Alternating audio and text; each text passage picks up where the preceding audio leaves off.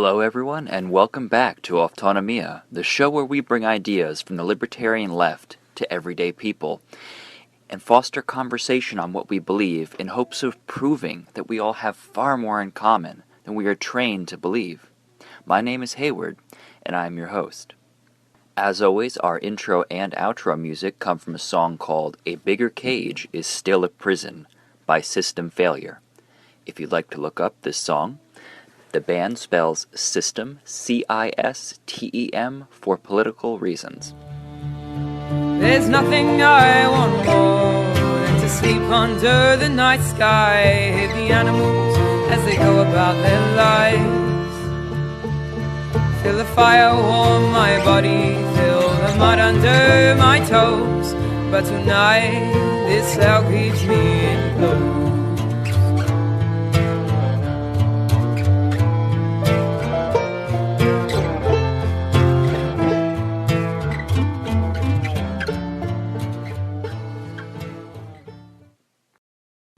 Hello everyone. We have a bit of a new format for today. This is going to be probably one of the few versions of our podcast where it's going to be a very deep dive into a subject. And by that I mean it's just a very long episode. This one clocks in at right around 2 hours, which is something I generally try to avoid.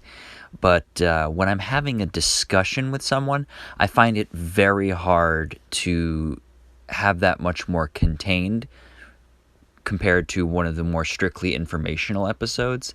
It's just, it feels very artificial to constrain a conversation, especially when they sort of naturally will meander and naturally will evolve.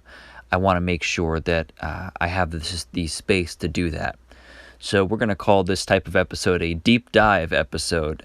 We have my friend that will be using the name Debs during our conversation, and I hope you find this very interesting. Debs found it appropriate to start the episode with a brief PSA, and we'll switch over to that right now. Thank you for listening. There's nothing I want more than to sleep under the night sky, hear the animals as they go about their lives, feel the fire warm my body, feel the mud under my toes, but tonight this cell keeps me enclosed.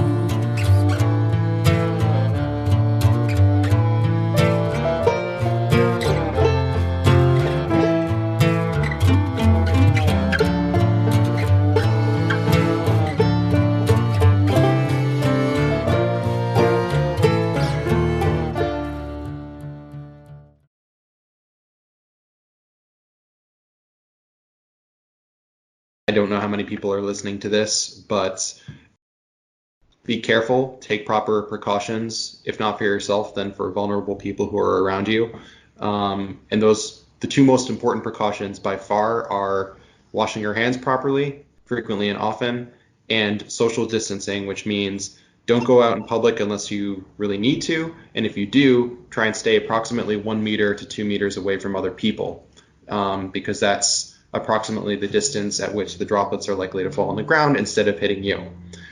And three, because this seems to be coming up a lot, don't be racist. This isn't Asian people's fault. It's not Italian people's fault. It's a disease, and it happens to living things. And with that out of the way, I'm happy to now turn to the actual thing instead of ambushing you all with public health announcements.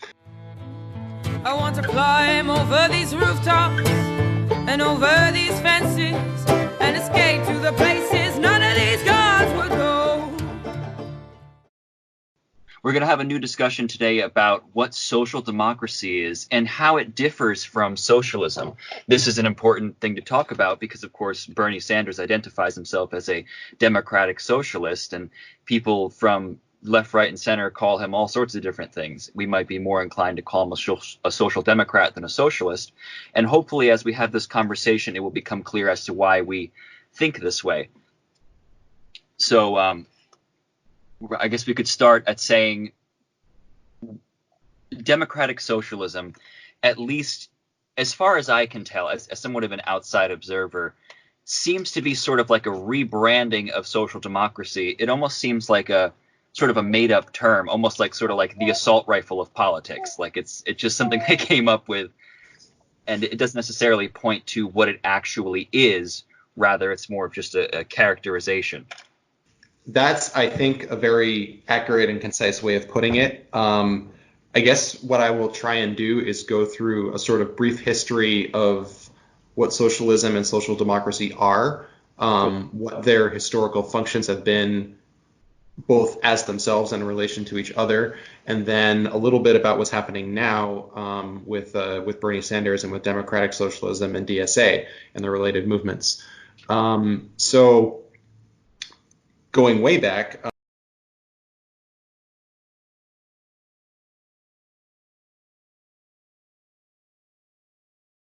confined to sort of utopian communities, and it was sort of in the form of utopian socialism. And a lot of the time, the philosophy was essentially, let's have this little community, let's have perfect communism here, and everyone will look at it and be like, oh, this looks amazing, let's do this everywhere. That doesn't really work very well for a number of reasons. One of which is that these communities frequently turn not utopian, and people don't want to copy them for that reason, which is perfectly rational. And another reason is that the communities, the form of socialism that these communities practice is simply not replicable on a large social scale. There are still utopian socialists out there, and they do frequently build autonomous communities, and people have learned from their ideological ancestors and gotten better at them. And I know, Hayward, I know you can speak at length about those kinds of communities, and probably have in other episodes of this or will. And they're certainly better places to live than a lot of the quote unquote developed world. That being said, so that's utopian socialism, which brings us to the 1830s and 40s, which is sort of the genesis of most modern socialism. Which at the time they called scientific socialism, and still many people do, on the grounds essentially that Marxism is supposed to be an applied science, essentially a scientific understanding of history and society. So Marx's innovation was basically to take sort of the work of a German philosopher, Friedrich Hegel, and apply it to social history, and I'm not explaining that particularly well, but that was essentially his innovation, and he was very rigorous about it and did a lot of research, and produced an enormous volume of important work on economics and politics and society. So he sort of invented scientific socialism, or modern socialism, which I'm just going to call socialism from now on to avoid confusion. And basically his theory was that the underpinning of society, or the base on which everything rests, is that how best to describe this? It's people's relationship to the way that things are made, and to each other as a result of that, and also who has the right to keep the things that are made, which is to say goods or wealth. Sort of settled agriculture became a thing. Class societies developed because there was now enough being produced that it was more than enough to meet people's survival needs, and it was actually that there was a surplus. And class societies developed around who gets to have that surplus, and have continued ever since. And essentially Marx's theory was that history was sort of developing organically along lines to a point where, if things were done correctly, class society could be abolished forever, and the goods and wealth of society could be distributed in a way that meets everybody's needs. And he proposed that the way to do this was that the proletariat, or the working class, would overthrow the current ruling class, which is to say the capitalist class. I don't know how deep we want to go into definitions, but I think it's probably necessary to define those terms because they're going to be relevant later. Yeah, sure. So capitalist refers to the invariably smaller class of people who own the things we need to make other things, and the wealth that is produced as a result of making those things. They accumulate this wealth by appropriating it from the people who are actually doing the work of making it, which is the working class, and that's the vast majority of people. And then they pay them back a very small amount of it in the form of a wage or a salary, and keep the rest for themselves. So socialism historically is a revolutionary movement designed to overthrow that system, and it has sort of two branches even early on. There's what I'm going to call state socialism, which is essentially Marxism, and there's anarchism, which is sort of the ideological descendants of Bakunin. Marx and Bakunin were both in what's now called the First International, and their ideas have been very influential and continue to be influential. And there's sort of sometimes an antagonistic relationship between people in these sort of two camps, broadly speaking, but they're all socialists in some form or another, and their goal is the same, which is to have a classless society in which the needs of all are met and everything is distributed in a way to meet those needs. The interesting thing, the underlying idea here that Marx is going towards, saying that we can use the productive capacity of society to meet everyone's needs. Even someone who's not necessarily sympathetic to a socialist or revolutionary socialist idea could imagine that there may be some time in the future, closer or further away, where that could happen anyway. So, this current system we have based on scarcity and commodity has an endpoint at some point. If we're going to talk about practical utility, some folks have said that time has long since passed and we have the productive capacity to take care of everyone's needs. And other folks might think that's further off. But I think we're lying to ourselves if we say that humans will never be able to sort of outrun the scarcity that's kept us down for most of our history. Right. And that's and to be clear, what you're describing, the sort of scarcity and illusion of scarcity, is really important to this, because essentially one of the premises of socialism, I think, in any form, is that there is no more scarcity, at least not with respect to the things that people really need. And essentially, because there's no longer any scarcity, there's no need to maintain a system that existed and grew up around and to accommodate and to enforce, to some extent, that scarcity. There's that, I think it's a Bookchin quote that says, scarcity once had to be endured, now it has to be enforced or maintained. And, it might sound really strange to the average person to talk about the concept of post-scarcity, because we're so used to the concept of a scarcity-based economic model. But you find, 6 times more vacant homes than homeless people. Almost every city in America has more empty houses than it has homeless people. We produce enough food currently for like 10 billion people, and there's no reason to expect that with technological advancements that won't increase. We produce so much under this system, as inefficient as it is right now, that if not everyone, a vast majority of people could have at least some sort of basic living standard. But it seems like we're so entrenched in this system, and the system is so enforced upon us, that imagining anything else seems almost impossible to the average person. That's absolutely true, and part of the ideology that that the capitalist and the ruling class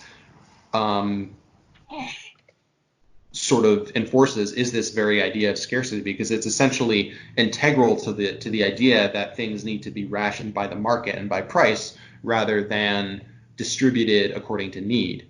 Because and then what comes at the point where no one can deny anymore that scarcity is absolutely gone? Do we continue to maintain capitalism because we're used to it, even if it becomes absolutely absurd? Take it to an extreme, like the Star Trek feature where you can just like synthesize your food or whatever. Like, right. Do we still charge people for food at that point, or do we just say this is silly? It doesn't. There's no massive input to this anymore. Why are we maintaining this more archaic system that really isn't benefiting anyone at this point anymore, except for the people that are making money off of an unnecessary scarcity?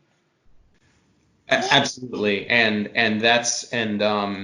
it may well be that that's the point at which people are finally feel that they are strong and willing and able enough to overthrow the system that we have, which I don't know if it's an inevitability. That's a much longer discussion to be had, but I do think that it is inevitable that people will get to that point that you just described. Yeah, I mean, I don't necessarily think it's inevitable that we'll reach that, simply because it seems like the trends in our society currently are not really moving in that direction. They could with technological advancements, but it seems like most of the R&D money is being spent on, fancier robot guards that can't, turn on the ruling class when it comes down to it.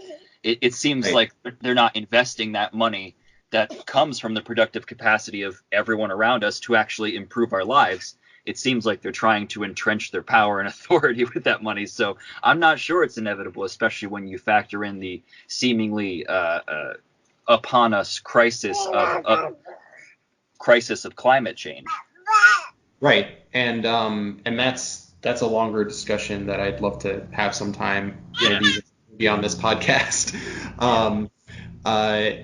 Let me just turn back briefly to the sort of ideological history and actual history, of course, since the two are always interconnected, of socialism and social democracy. So as I described, there's sort of these two branches of revolutionary socialism that grew from the First International and around that period, in addition to the utopian socialists who have always been there.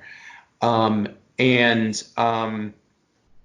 the period between the 1840s and the early 20th century, socialist movements grew with enormous power and enormous force because they represented the hopes of people for a better life for themselves. And at the time, living standards were much lower than they are now, and even in the developed world. So the idea that working people could have power and could have a better life and could live safely and flourish was immensely appealing.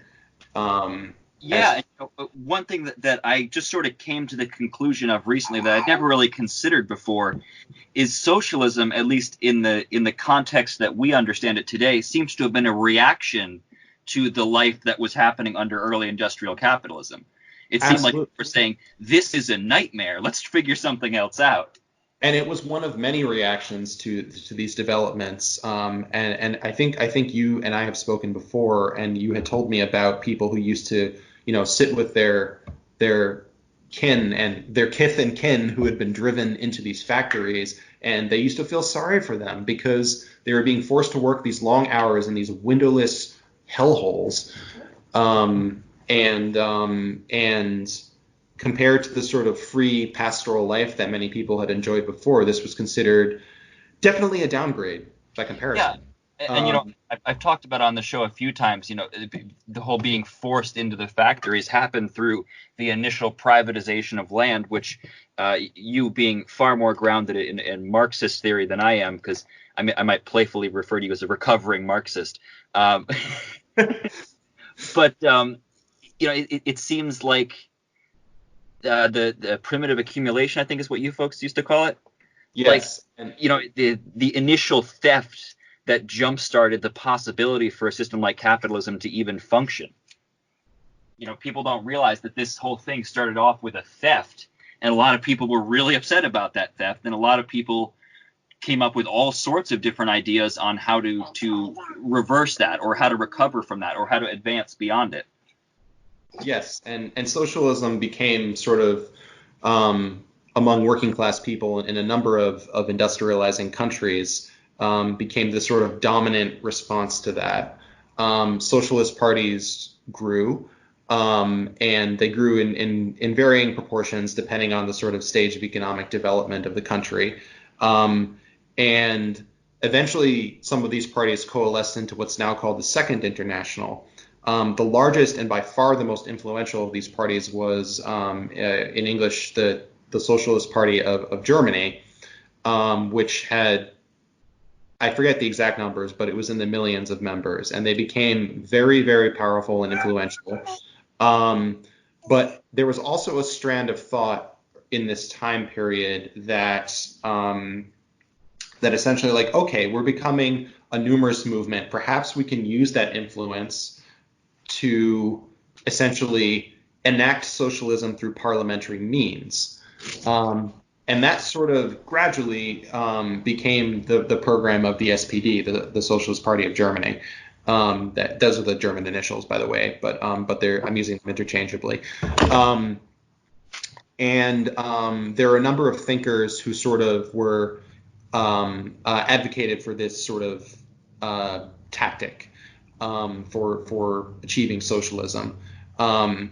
They called themselves Marxist, although I certainly would argue that they deviated from Marxist thought. But essentially, this became a very dominant current, and it was the main thinkers associated with were Karl Kautsky and Edward Bernstein, who both Vladimir Lenin and Rosa Luxemburg excoriated in a number of their writings because of this.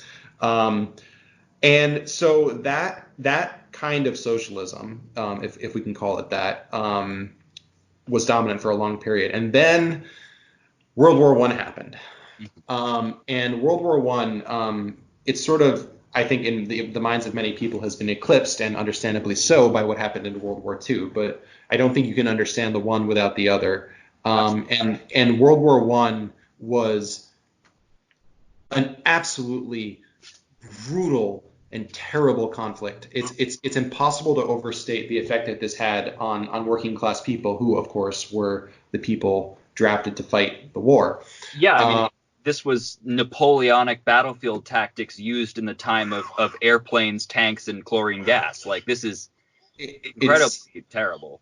It's impossible to overstate the impact that this had on people, and the sheer devastation. I mean, you can walk in places in France, and you know you can still see the trench lines. You know, they're covered in greenery now, and they're quiet.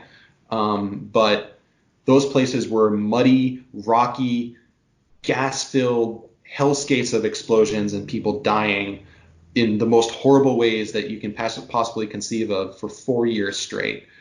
And the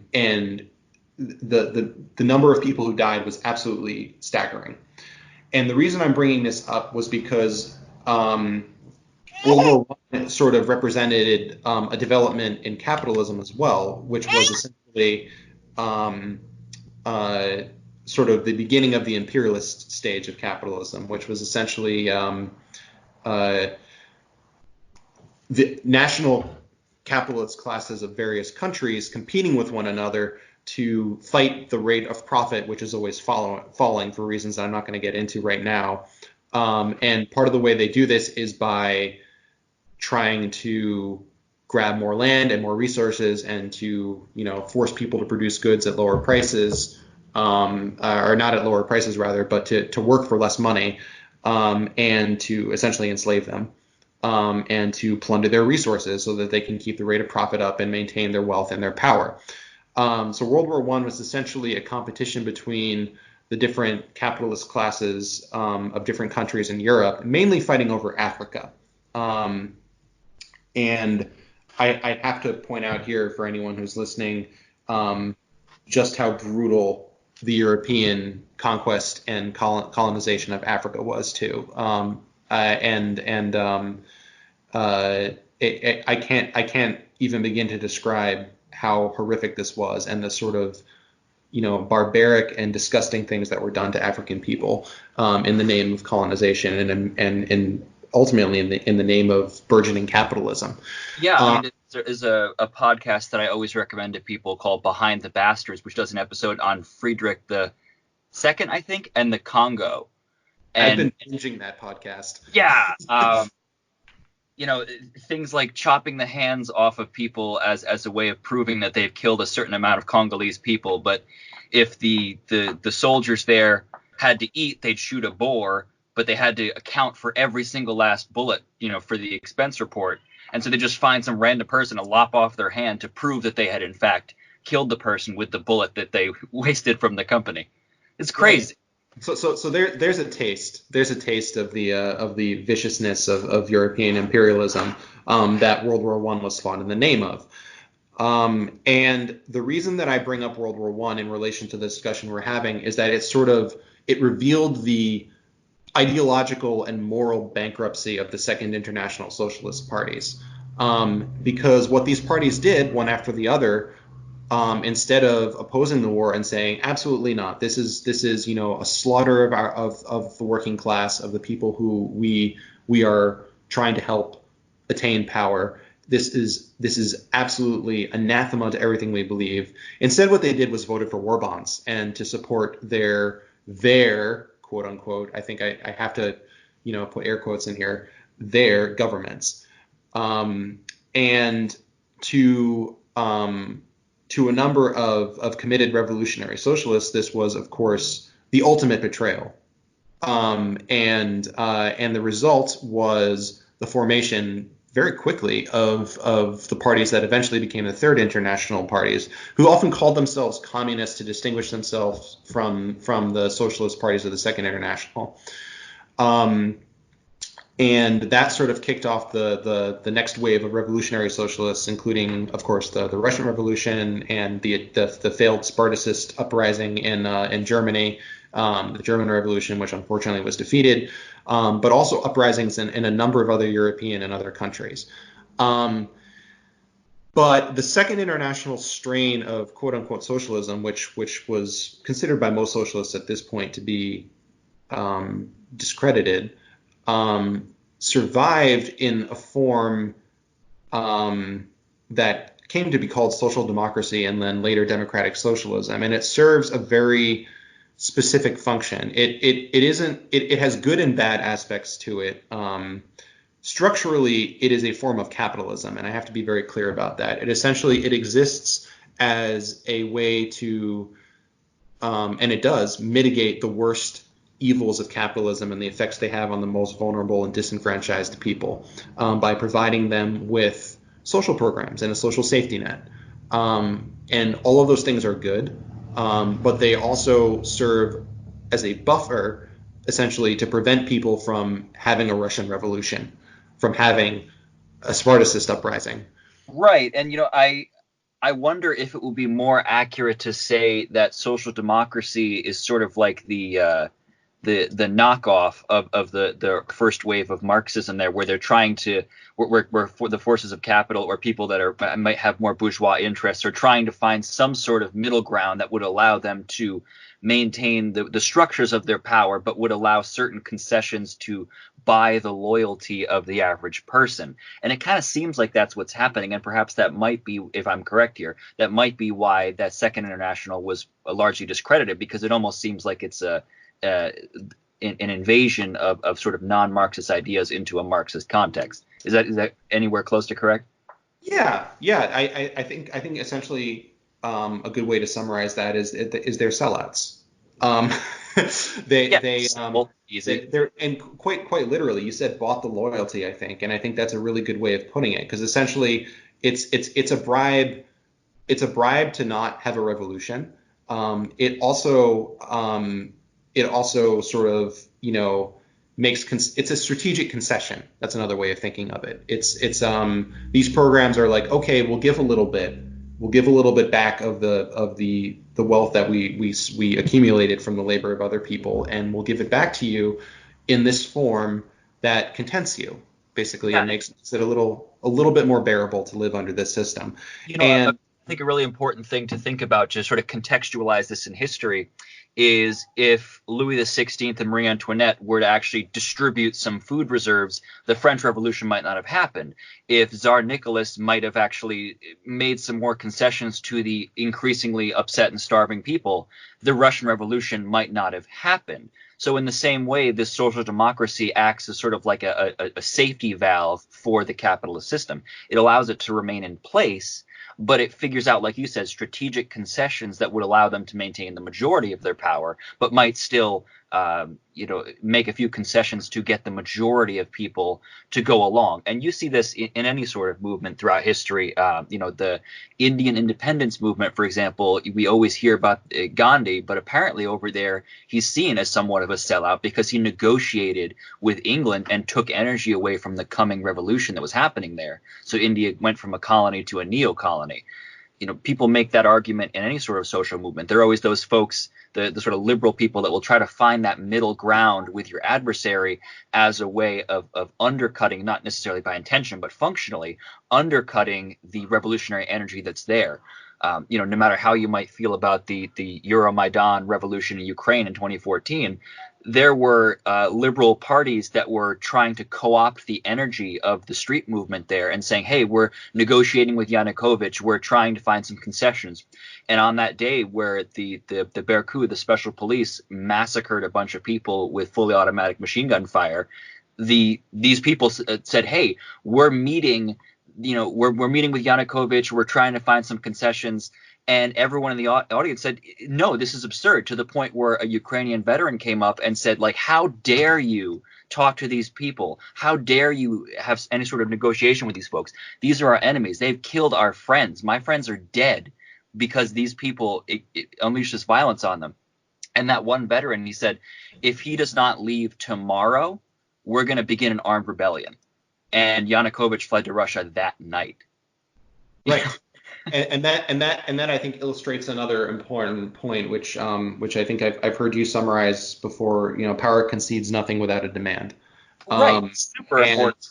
A demand, ideally enforced by the threat, or at least the implied threat of force. People love to glorify the sort of peaceful tactics in the civil rights movement and the sort of nonviolent resistance, which can be a very powerful tactic, but it isn't a powerful tactic unless there are other people who have guns who are going to say, if you don't do as the people who are nicely asking, who are bravely standing there while you try and kill them with hoses and guns and batons, then we will shoot you. Right. And we will take what we want. There's a quote, and I apologize for not knowing who it was, but he said something to the effect of, nonviolence relies on your oppressor having a conscience. And all throughout history, we see there are certain times where strictly nonviolent movements can work, and that is usually when there's not a whole lot at stake, and usually what they're demanding is not that big of a deal. Like, right. The civil rights movement saw unbelievable repression, and there was a tremendous diversity of tactics, which history has whitewashed away. But, we forget this now, and we just assume that if we just peacefully ask our rulers for a little bit of concessions, that they will be moved by our plight, and somehow everything will improve. I often like to contrast Standing Rock with the Oka crisis in 1990, where at Standing Rock, their tactic, at least to an outside observer and to several people that were among those communities that had relayed this, said they're basically relying on the technique that if enough of us get brutalized on camera, enough people will say, oh, we'll have mercy all of a sudden. All of a sudden, the American machine will have mercy upon the indigenous people. And the Mohawks of a place called Ganesatage, who had a forest where they had a burial ground, played lacrosse, very sacred territory. The township of Oka said, hey, we're going to put a golf course and some condos here, and you're going to get out. And the Mohawks said, no. I said no, and so does my AK-47. And that forest is still there. But the Dakota Access Pipeline is also there, and it has leaked. And that I think starkly illustrates the point here, and that also has the interesting sort of conclusion by analogy that the gains of social democracy, and they are real gains, were made because of the threat of actual socialism. Right, because why would democratic socialism or social democracy have this sort of privileged middle ground status if it wasn't sapping a lot of energy away from people that were legitimately angry? Right. I think it's very important to note. And I think that's a good segue into sort of the history of American social democracy and its relationship to socialism. In the United States, essentially until the election of FDR, the economy was sort of an old style, pure laissez-faire capitalist economy. Correct me if I'm wrong. I believe there were a few minor reforms even under Hoover before FDR was elected. But essentially it was a laissez-faire capitalist economy.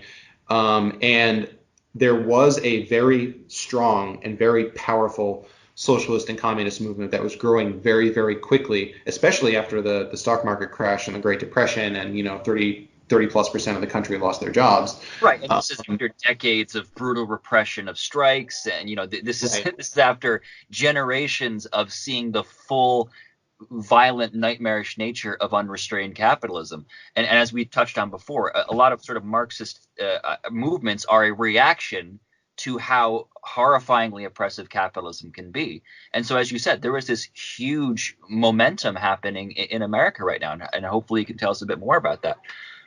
Absolutely. I want to just draw some of the historical background so that people understand why we are where we are today. So this reaction, as you aptly put it, to capitalism came in the form of a socialist movement, which was, built by the blood, sweat, and tears of people, of working class people in this country, and especially, and I feel like I have to emphasize this because I don't know how many people aren't aware of this who are listening, but it was built on the blood, sweat, and tears of immigrants. It was built on the blood, sweat, and tears of black people, of other people of color, of women workers who were frequently the ones to lead and start strikes, and of other non-male people in the sort of. I'm pretty sure the first strike in America, the Working Class History does a podcast, and I think it was over in Pawtucket, Rhode Island, and I think it was the women seamstresses there that had like the first strike in all of American labor history. That's, if I'm correct on that, that's incredible and never never told. And a lot of the biggest strikes too were led by women and by people of color. The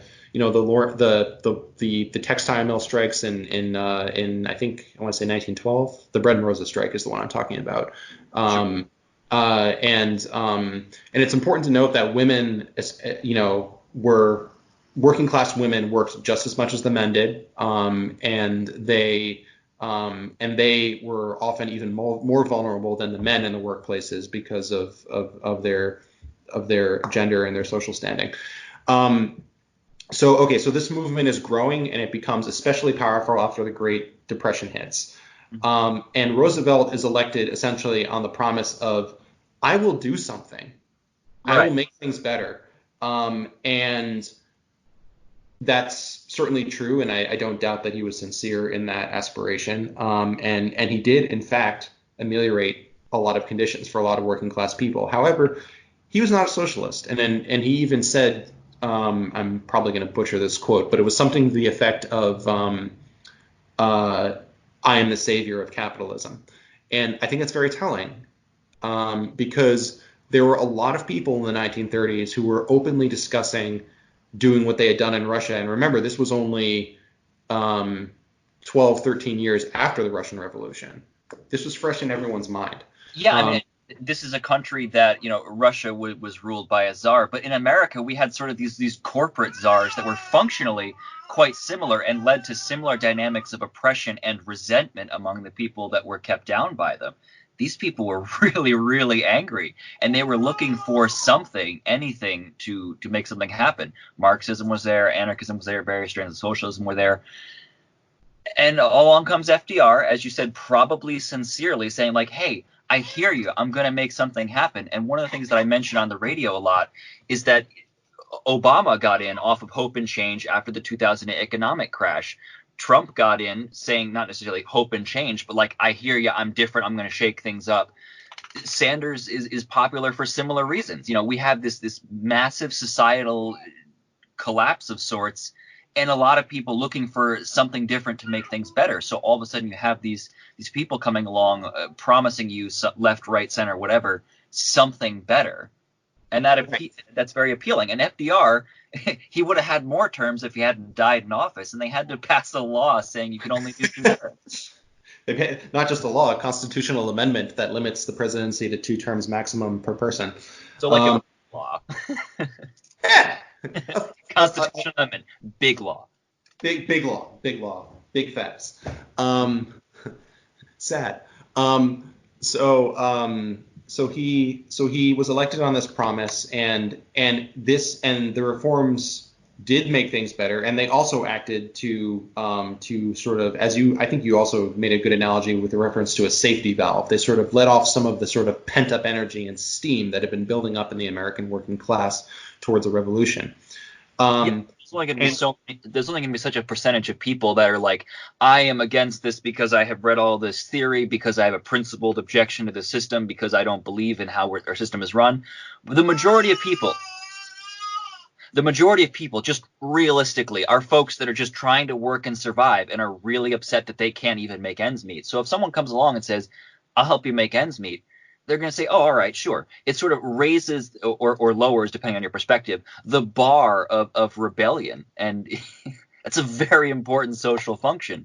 right. It's almost the same as how some protests, especially the nonviolent ones, act as a safety valve for our system to say, hey, look, I did something. I took a selfie. It's on Instagram. #resistance. I did it. And then nothing changes. Right, and there is an element that complicates this though, and I think we've mostly discussed. So just to step back for a second, this is sort of how the genesis of American social democracy, as essentially as a defense mechanism for capitalism, and it's remanifested itself in various iterations since then. There is, however, and this is a point where we may actually disagree. There is a positive function to social democracy, in addition to its sort of, I should say, there's a regressive element to social democracy that we discussed, which is that it sort of, defends capitalism and protects it from having a revolution overthrow it. But there's also a progressive aspect to social democracy, which I think we also have to discuss. Sure, yeah, absolutely. And this is why, and this incidentally, the things that I'm about to discuss are the reason why a lot of revolutionary socialists, including myself, have critical support for Sanders. Even some of the larger, and large is a relative term, by the way, socialist parties in the United States, like the Party for Socialism and Liberation, have publicly, critically announced their support for him, critical support. Perhaps I might want to define critical support for our listeners that aren't lefty nerds like us. Yes, that I should indeed define that. So critical support is essentially it's conditional support. It's essentially I lend my vote and perhaps my time and resources to this candidate, this cause, this movement, with the understanding that there are aspects of it that are problematic, but there are goals that both me and the movement want to achieve.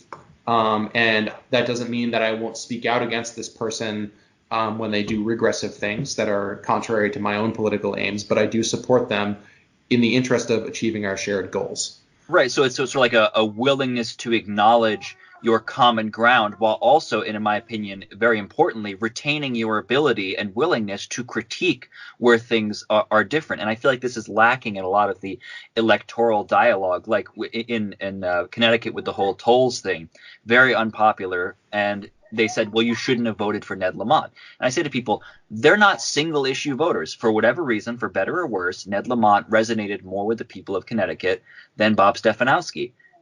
And that all that does is set the stage for what's going on now.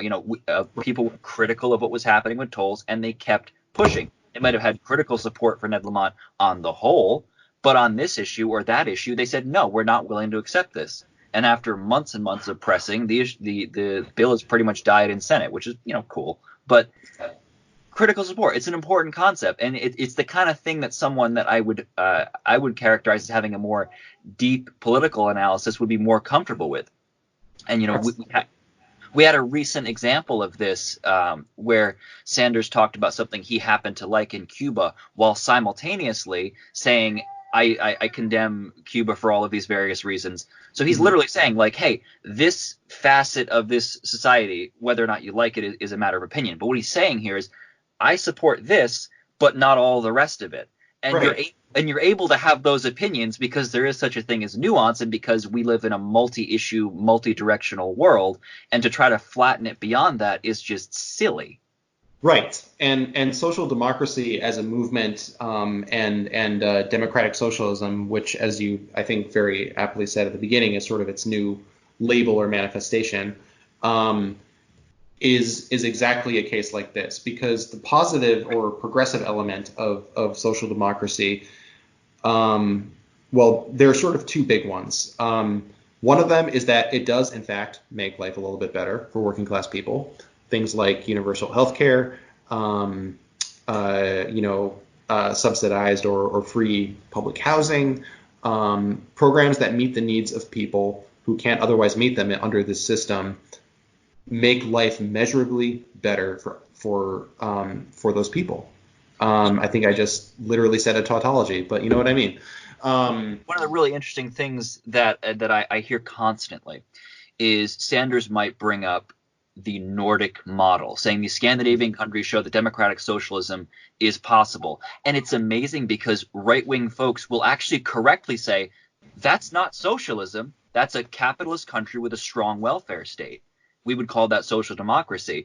But then when a similar thing is proposed here, they say, oh my God, that's full-on communism, when they can't even necessarily define what that means. Right, and that's often my litmus test for whether I argue with those people is if they can correctly define socialism. That's exactly right, and I think that illustrates the sort of that it has both a progressive and a regressive aspect to it.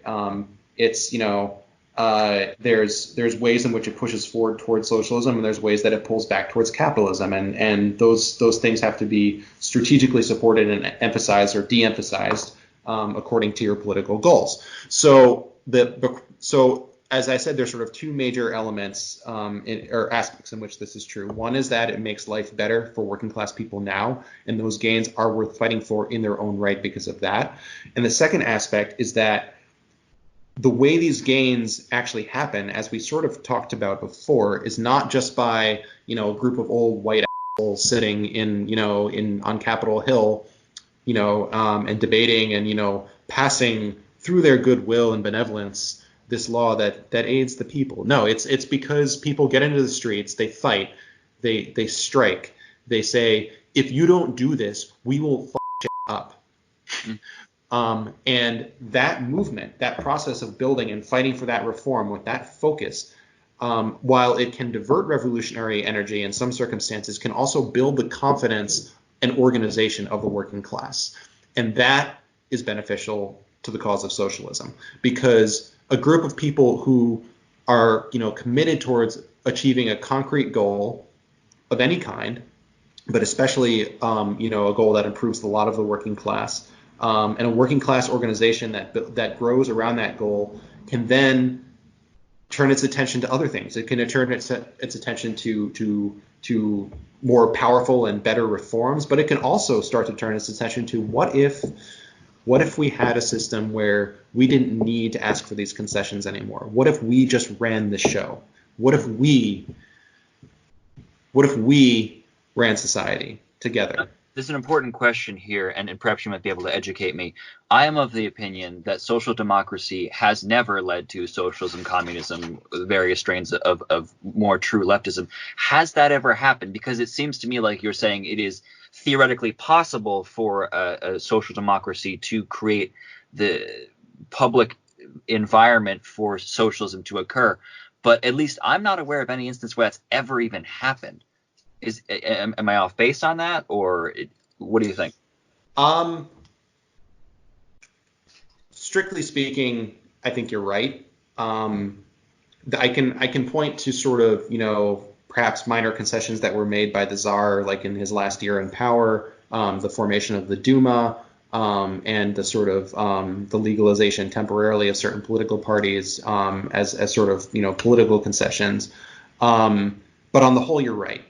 I don't think it has led to a revolution. That being said, part of the reason why I emphasize the progressive aspect of social democracy as a pushing, as a way to build towards socialism and towards a revolutionary movement that can actually overthrow the government, is that essentially the United States government is so incredibly powerful and has been so incredibly successful at fracturing, disorganizing, and persecuting the organized left in this country that this is the best, in my opinion, of the very bad options that we have. And it's not by any means the only thing that we should be doing, but this is the part of the reason that I critically support Sanders is because of the movement that he's built and who's in it and what they say and what they're asking for. Something really interesting that I noticed is when Sanders was gaining steam in 2016 and really like becoming a thing, it seemed like a lot of people were joining and getting excited. And as soon as he was, some people believe, screwed out of the nomination, a lot of those people became actual socialists. A lot of those people became anarchists. A lot of those people became communists. And it almost seems as if the refusal to allow even the sort of most, critically pro-capitalist, vaguely social democratic candidate that's in, even refusing to allow him in, backfires tremendously, whereas these people might have just said, oh, hey, look, the system works, things are going to be okay. Whereas when they kicked him out, pretty big surge in radicalism happened, and I have to think that might happen again. And you say it's sort of like the best option for us, and I have to wonder, like, is that even really an option? Will the American political system allow itself to ever be taken over and brought back to, I don't know, FDR? I'm very skeptical that the system will ever allow that. Will its refusal to do that catalyze a much more extreme backlash in sort of encapsulating JFK's, I think it was JFK, those who make peaceful revolution impossible, make violent revolution inevitable? Maybe.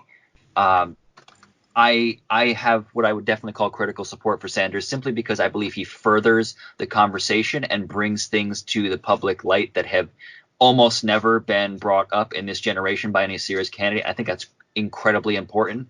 And I think regardless of who wins the election, I think it's very important that Sanders go as far as possible because he's willing to have those conversations. Whereas Joe Biden, I'm not trying to make fun of the old guy, but like, come on. Come on. That's all we can say.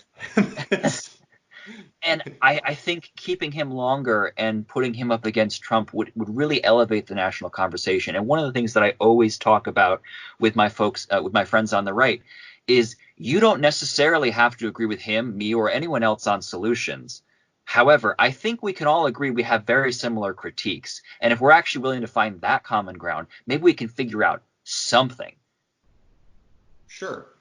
And you raise something, sort of in terms of the limitations of Sanders and social democracy.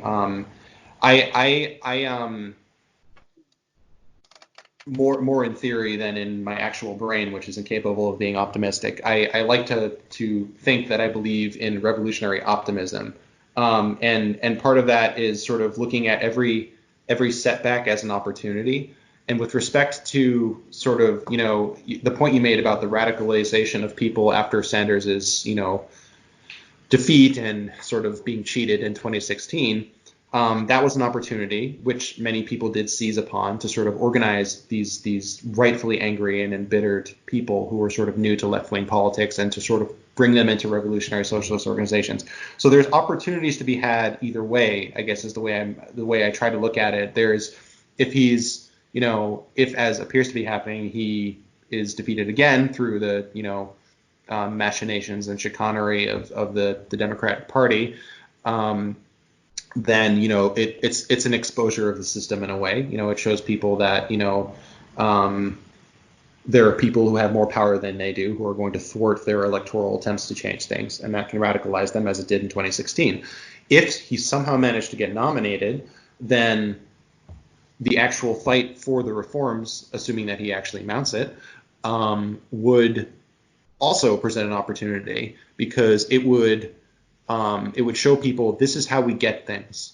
This is how we get things: is we fight, we organize, and if those reforms are defeated, then people will get a similar lesson to the one they got in 2016 and probably this year. And if they succeed, they'll see we got this because we got together, we had a general strike, we had we occupied some federal buildings, however you want to, whichever of the enormous diversity of tactics that, actually threatens power are used. people will learn how to use them. So these are all opportunities, and either through the defeat of social democracy or through its partial success or its defeat after being elected, there are opportunities to be had in advancing the cause of revolution. You see, and this is where we might have some differences in analysis, which of course is fine. We're different people with different ideas and slightly different priorities. Fine. I almost feel like the best possible outcome for the continuance of capitalism is Sanders getting in. And the reason I think that is because if Trump continues to go in, folks will be annoyed about what happened to Sanders. They will continue trending left because the goings on of our system will continue to alienate people, and the government will continue to not do almost anything. If Biden gets in, it's 8 more years of Obama, which was a huge time for radicalization of people because they said this guy's a fraud.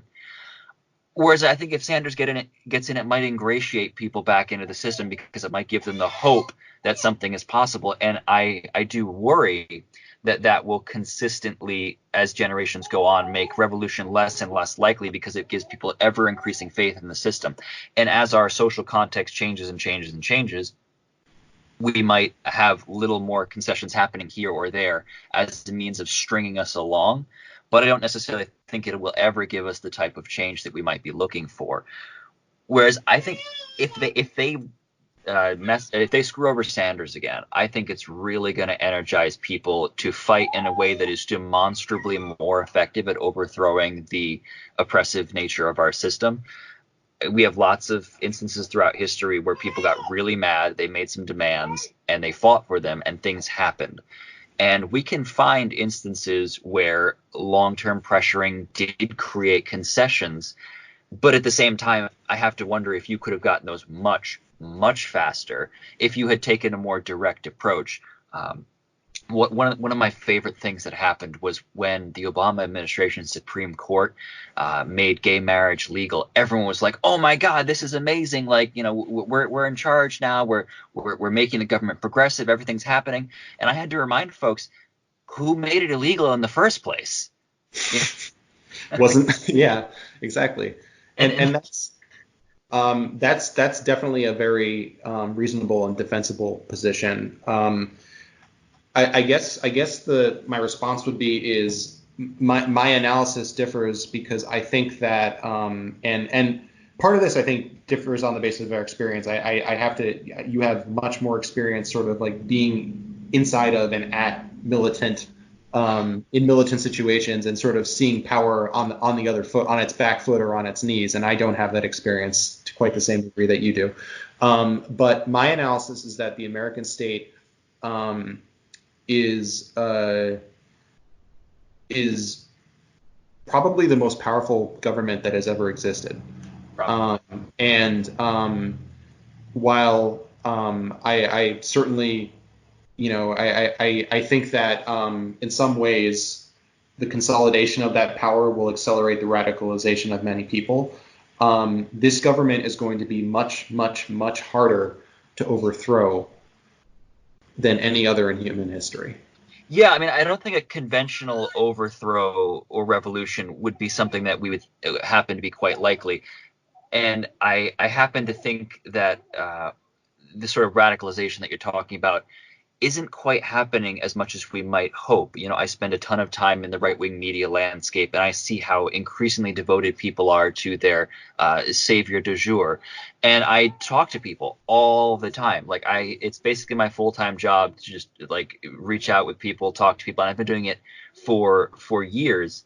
And folks they might feel sad or annoyed or depressed about their conditions, but they don't necessarily connect the dots. And I think that sort of gestures back to what you were just mentioning of our difference in experience for the territory of rebellion. Like I came to radicalism by being shot at by cops, whereas you came to it, I imagine, by like just living under the system, not really liking it, and studying theory, history, like figuring out like what happened. So it's much easier for me to imagine confrontations with the state because I've seen them. I have permanent disabilities from engaging in and so I also have to think in a strategic way. confrontations with the American state don't necessarily have to be won head on. So I think we have a much higher likelihood at having a defensible resistance, but not necessarily an overtly aggressive and insurrectionary resistance. And that's just my personal opinion. So the establishment of defensible autonomous zones, even on like some basic level, might create the social context for disobedience to authority becoming more common and more normalized, to a point where it grows and grows and grows and grows. So when the repression actually eventually happens, it might be so big that that becomes unrepressible. I also have to think about, regardless of politics, think about the Bundy occupations. So these were some folks with a couple of ARs holding off the Bureau of Land Management, and they were like shaking hands with the police. And of course, I don't expect that to happen in a leftist rebellion. But what I do probably expect to happen is that in this modern media landscape, they're very unlikely to machine gun the whole line of protesters like they used to. It sort of puts them in a difficult position. And so I think if we're trying to gain some sort of left-centric liberation, I have to imagine we get far more benefit through confrontation with the state than engaging in the electoral system. And I will be voting for Sanders because, like we said, I have critical support for the guy. I believe in hedging my bets. I would rather fight Sanders' administration than fight Trump's administration. To me, electoralism, voting is the very least you can do. And you're playing their game by their rules. And the best you can do, in my opinion, is to choose the battlefield on which your confrontation with the state will occur. You know, I've long been talking to people and encouraging them to bend and break the law as a means of normalizing the idea of resistance. Like the Fort Trumbull Memorial Orchard thing that I did was a flagrantly illegal project that almost everyone liked.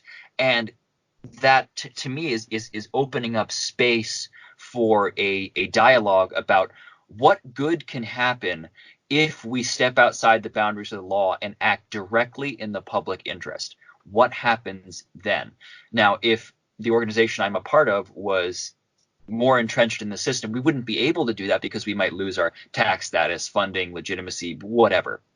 But just as a more amorphous movement, there are tremendous advantages to that. And I think that plays a part in a multi-pronged approach to challenging the authority that's happening. And I think it needs to be challenged because I have to imagine that we are not trending in a direction of more freedom. And by the time that enough people are upset enough about this system through its natural decay, it will probably be too late for us to have a real chance at a liberated world or even a livable world. When I was living in Germany, I was speaking to this kid after the protesting, we'll call it protesting, on May Day in Berlin. So you can look that up if you want to see how that goes. Anyway, I'm talking to this guy, and he says to me, I don't think we're going to win.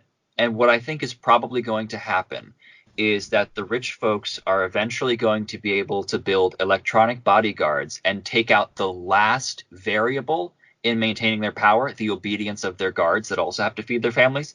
When you make even them obsolete, it becomes theoretically possible for them to basically just have these gated communities, and the rest of us are left to just, you know, survive Mad Max style, in his words, on the outside. And there's a movie called Elysium that kind of gets at this concept of just like, well, the rich screwed up the world, and we're just going to go live on a ring world and fire missiles at anyone who dares to come from the barren remains of Earth to get a good life on Elysium. I feel like that's not unrealistic, and I feel like it's becoming increasingly probable. So I think any sort of resistance that begins to undermine the legitimacy of that state, to me, is just as, if not more valuable than an electoral campaign. But that's just my opinion. Okay, and I, to be clear, I'm not trying to advocate for electoralism per se. What I'm trying to advocate is for the movement outside of the system that fights for these reforms using some of the tactics that you're discussing, including confrontation, including violent confrontations with state officials where necessary, including strikes, including occupations. And I'm sure you can name any number of other more militant tactics that aren't going to come as readily to me, but that movement is what I'm interested in. And part of the reason why I think why I tend to lean towards that solution as opposed to sort of as opposed to pure outside the system autonomism. And to be clear, the movement that I'm trying to describe, I would hope would be outside of the electoral system. That's what I want. And yes, it would have to interact with the system, which would necessarily pull it in a more conservative direction. But it would be outside of the system of the working class, and it would have certain specific goals that would be achieved within the system, but it would also have goals outside of the system, and those goals are overthrowing the state and establishing a revolutionary government. And obviously we disagree on that point, but there's but the reason I think that it would be beneficial, particularly in the American context where the left is generally so fractured and so weak, is because it would bring a lot of different people on the revolutionary left together with a specific goal in mind, and achieving that goal would build their confidence and draw in more people and make it easier to achieve those revolutionary objectives. Now, you make a really good point, which is that and this has happened historically. In fact, it's happened more often than what I want historically, which is that kind of engagement at any level with the system carries with it the risk of capture, essentially. And even Lenin said, when a socialist, and he was talking about being elected to bourgeois government, but I think this applies to what I'm saying too, to some degree. When a socialist joins the bourgeois state, he doesn't capture the state captures him. And I think that's sort of broadly part of the point that you might be making. Not to put words in your mouth, but that's why the movement has to be formally and actually separate from the state. And part of the other reason that I support it doing through this way is because I think more people are apt to jump on board with a movement that's fighting for something that they currently see as acceptable because they haven't gotten to the point that we're at, and then be pulled further left as a result of events that happen once they do that, than they are to jump onto a cause that's already very obviously and definitely radical in its character, such as establishing an autonomous zone or breaking a law for the sake of breaking a law. Which and I'm not knocking those goals because those are excellent goals, but they're more likely to see the goals that I'm describing as being okay, and then they can be pulled left once we get them. And you might rightly criticize this, and I'm very well aware of how this sounds, in terms of this is what the far right does. They make joking veiled references to their actual goals through memes on message boards, and but they also will advocate for things that are supposedly in the mainstream, and obviously they have a natural advantage because the system benefits from having the right around because it helps maintain their power, and it doesn't benefit from us. But the tactic of sort of meeting people in the mainstream, maybe not in bad faith, but with the goal of pulling them all the way to the left, is a worthy one. But it does carry the risk that you described. Yeah, and the whole thesis of this podcast is that we have more in common than we're trained to believe. So I often will go out to folks on the right, center, or just regular people on the street, because this is almost an obsession of mine, and just talk up radical politics to almost anyone I meet. And I am continuously astonished by how receptive people are to hearing these types of things. There's a sort of a built-in resentment that I think almost everyone feels under this system. And speaking to that, I think, is tremendously powerful. And I can say all sorts of things, not necessarily without using the specific correct terminology, but I might describe concepts to people that are extremely radical, and they say, oh, that's great. That sounds awesome. I might describe to people law breaking, like the orchard again, for example. One of the reasons that that's so beneficial is because it's the kind of thing that everyone or most people will get behind, even though it's law breaking. And I think strategic choices on how you can challenge the state will create space for more confrontation to happen. I understand the idea that Sanders being in might allow people and might allow the movement around him to bring folks further to the left. I'm somewhat forced to remember the fact that Bernie Sanders will never call for a general strike. Bernie Sanders will never call for the seizure of the means of production. Bernie Sanders would never call for a bunch of other stuff because, in my opinion, he's not a socialist. I mean, I don't know what he thinks in his head, but his policies are not socialism. His policies are sort of a middle ground attempt by capitalism to co-opt elements of socialism to create a more palatable version of capitalism.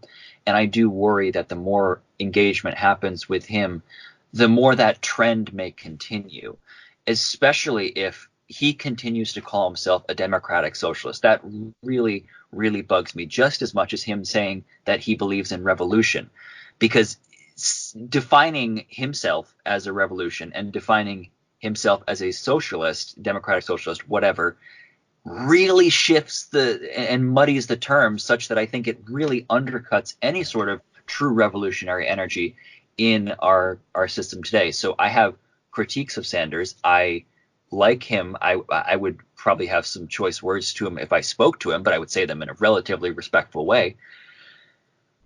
But, I understand why people do support him, and I understand. And the whole reason I had you on here is because not only are you a very educated person on the socialist end of things, but you are not, at least as far as I know, a democratic socialist. You exist on a more authentic socialist ideology, but you are willing to say, hey, he appeals to us for X, Y, and Z. We might get this, this, and this from it. But at the same time, you are educated enough to say, hey, this guy is not, at least by his policies, a socialist. And to say that he is, to me, is extremely corrosive to our national dialogue, because I think it dumbs down the conversation, and it further allows people on the right to say, oh, they're a socialist, they're a communist, when those words have actual definitions. I heard someone on the radio the other day call Bernie Sanders a Maoist. And that's also a word with a definition. And Bernie Sanders isn't it. I'm sorry. I think I made that exact same argument 4 years ago, and to some extent I still believe it. That being said, though, I think that even though he's using the word wrong, he's making it okay to be a socialist. Mm-hmm. And like you said, Bernie Sanders is never going to call for a general strike. He's not going to call for the people to rise up and overthrow the government and seize the means of production, all the things that we hope for and are working towards. But the movement that I hate to be corny and like point to hashtags and things, but that whole not me us thing I think is a good summary. Oh, sure. And maybe it's underemphasized in the conversation about him and the sort of hero leader focused discourse that we have in the media surrounding candidates, but really, although I I like Bernie Sanders, I'm a Jew and my whole family's from New York, I just see my grandparents when I see him talking, and I can't help but like the guy, but like you said, he's not going to overthrow the system, and the person, the leaders who I'm fighting for probably aren't even known yet. They're the I don't know, the person of color who's now in DSA, who sees this happening, who's fighting for this, and who's canvassing her neighborhood and and doing what she thinks is necessary to win, and who one day will be disappointed and radicalized and lead the revolution. That's the leader who I'm to the extent that we need any leaders, that's the person who I'm waiting for, and that's the person who I think this movement will build. And I want them to think we can have a movement. There are a lot more of us than there are of them, and we can win things. And I think that in the United States, because the left is so, I wish things were different, but because the left is so at least disorganized and fractured, this is the quickest means we have to build that kind of organization on that scale. I can definitely see, and I could probably be convinced that there's a lot of merit to your argument, and that you might actually be right in that. But I have sort of a resistance to that, simply because I happen to be of the belief that we don't necessarily have the time to be waiting for this thing. And I have to imagine that, at least from my analysis, that what you're describing to me sounds like a generational gradualist approach, and perhaps that is the fastest we can do it. However, I'm of the opinion that demanding the impossible is the fastest way to get at least something close to it.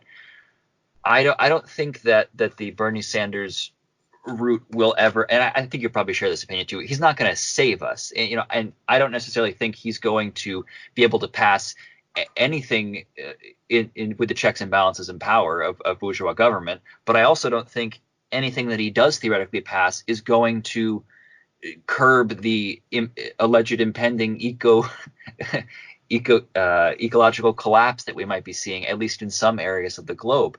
I don't necessarily think he's going to do what we need to do to have any sort of real liberation in time, because of course, we saw this in Russia when they had an actual revolution. Like, pretty much everyone declared war on Russia immediately. That's not necessarily going to happen under a Sanders administration, but what will probably happen is private interests will do absolutely everything to try to make this curb as much damage as possible. And honestly, I wouldn't rule out assassination. Like, seriously, I wouldn't rule it out.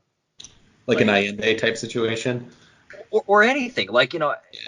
The amount of dollars that are floating around in the corporate ecosystem is more than enough to hire a couple of hitmen or something. Like, I mean, it's not impossible. And that's something that, like, we saw what happened after King died. It was massive riots, massive rebellions for like a few months.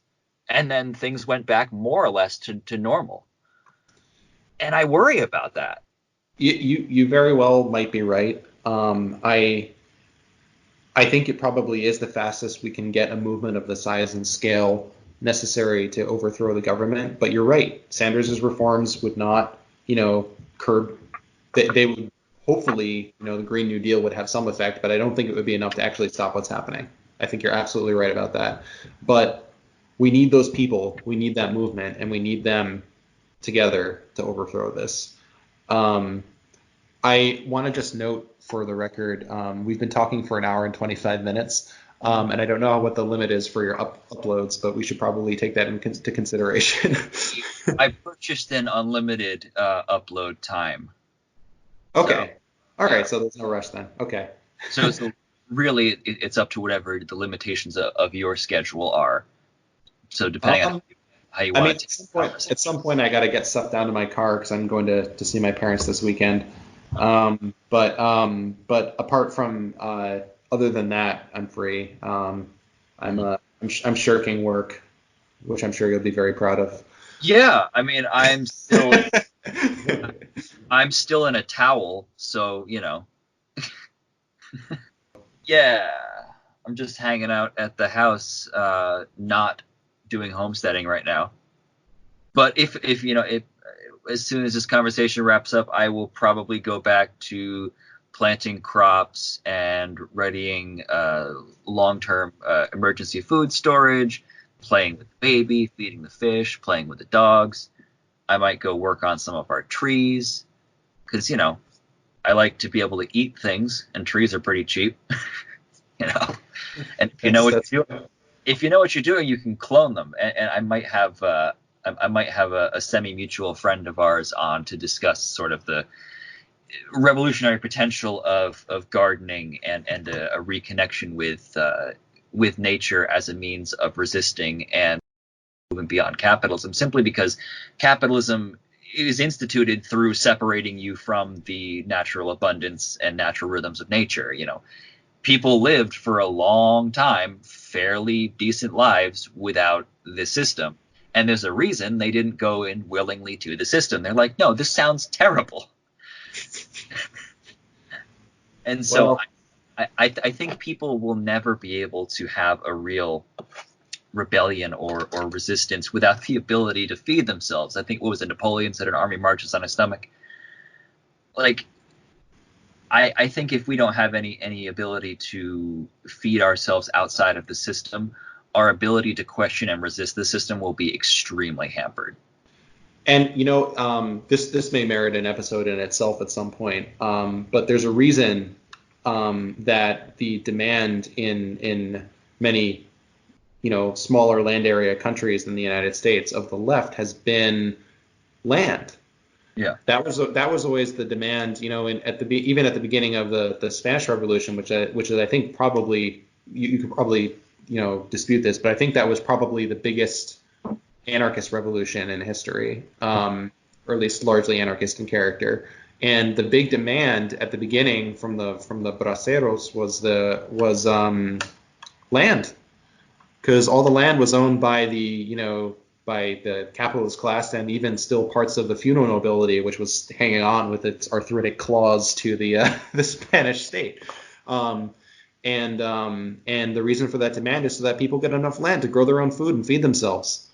Yeah, I mean, I've always said that if you don't have the practical ability to survive outside of the system, then your engagement with the system is not by choice. It's not consensual. If you would die without the system that you depend on, you're subject to whatever they want to throw at you, and that's terrible. That's not a foundation for liberation, in my opinion. Yeah, I think that's a fair point. And that's sort of like why, and I'm sure this is a fruitful ground for conversation with people on the right, but their definition of freedom is and sort of purely as negative freedom and in negative terms, I think, leaves a lot to be desired, because you essentially end up with the freedom to, you end up with what I think they call a Hobson's choice, and if I'm remembering that correctly, where basically you're forced to choose between terrible things, and the only way to not have that choice is to do something that, according to the right at least, is unfree, or infringes on the freedom of somebody else, which invariably means property rights. But that's exactly it. And that's why systems are so important, is because the system is, it's not all, and it's not an individual, but it's the thing it's the thing that presents the options to the individual. You mentioned negative freedom. Now, I have to imagine most folks hear the phrase negative freedom and think just like bad freedom, but that's not really what it means. There's a positive and negative freedom which gestures toward what they're actually the freedom for / from. And hopefully you can describe that a bit for our listeners, because I bet you, Mr. Scholar, could do it better than I could. Thank you for pointing out that may not be very well known, and I had better explain it. Yes. So in very brief terms, negative freedom is freedom from, philosophically speaking, and positive freedom is freedom to. So negative freedom and to some extent, I think these lines are formalistic and idealistic. But that being said, classically speaking, negative freedom from, is essentially the freedom from interference by political authority, and to some extent, interference with a predefined set of rights by other private authority, as well. This is frequently defined in terms of property, and the idea that basically, like, you have the right not to have the government,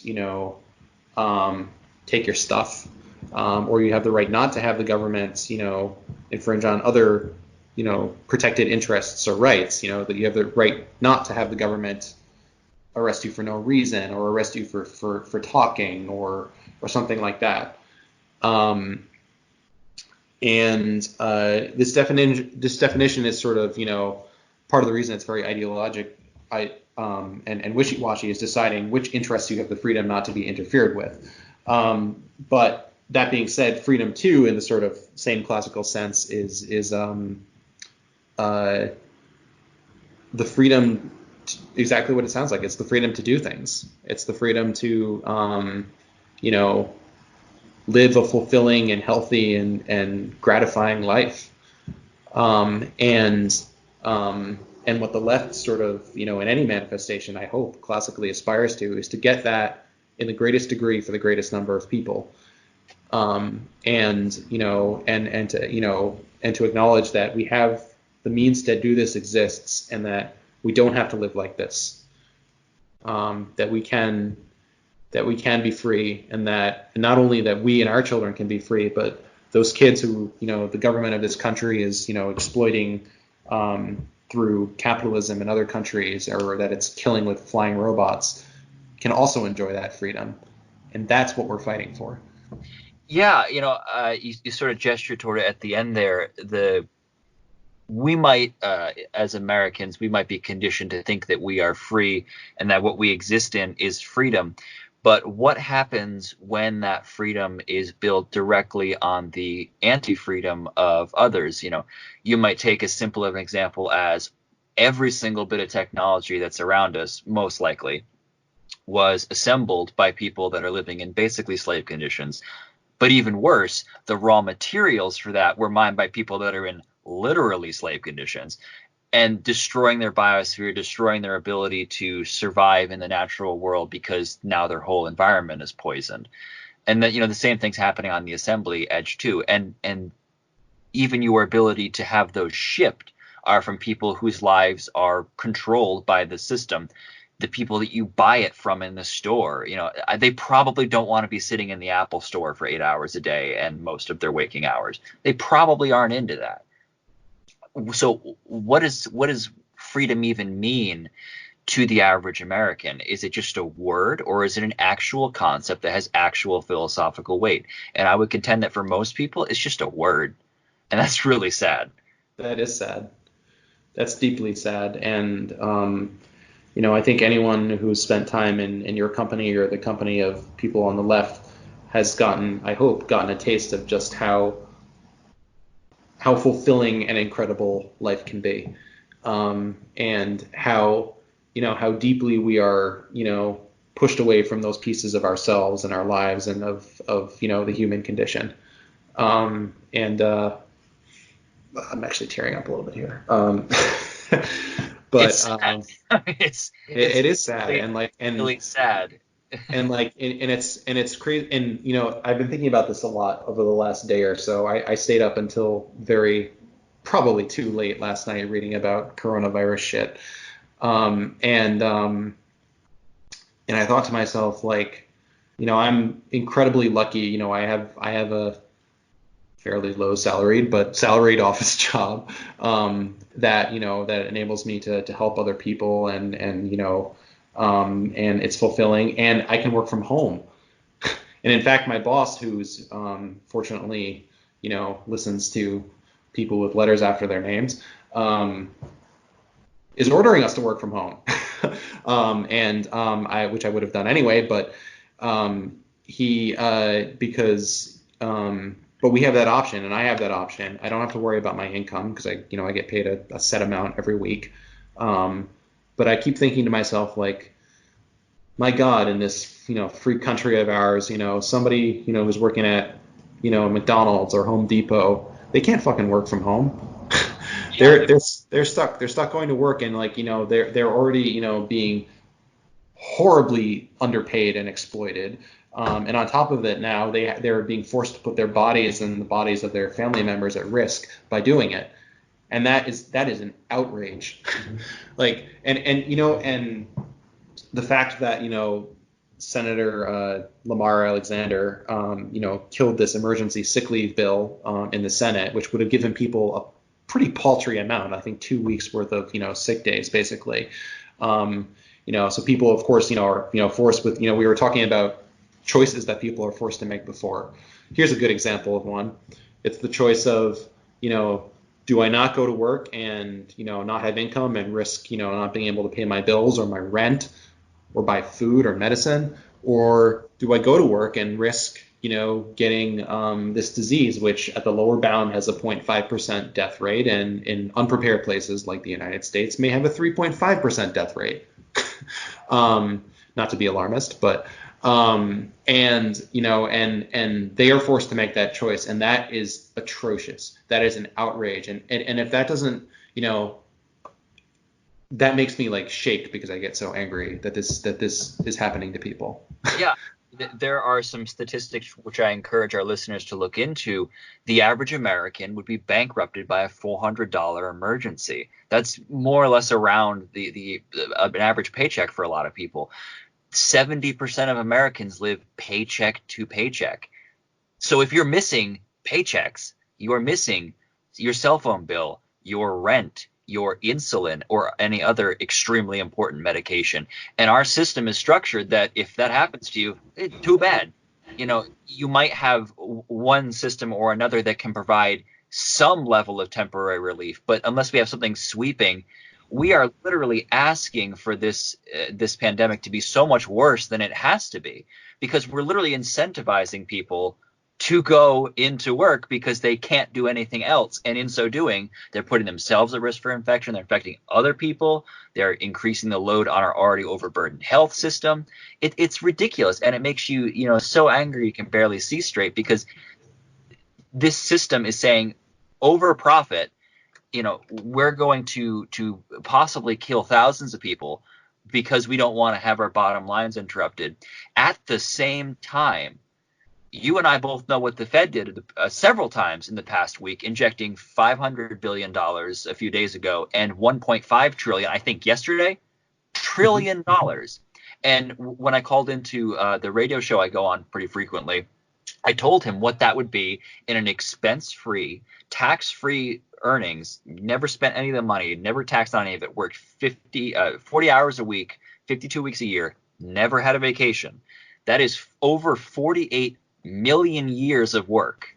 Like, that is a profoundly large number. But when we hear something like a trillion, the same thing with freedom, trillion and billion to a large degree are words. They're not serious concepts that we can engage with. So it's beneficial to sort of bring it down a bit to talk about just how huge this is. And this is 10 years of making sure everyone in America is housed. This is canceling all student loan debt. This is helping homeless people, veterans, whatever your perfect cause that you want to invest in.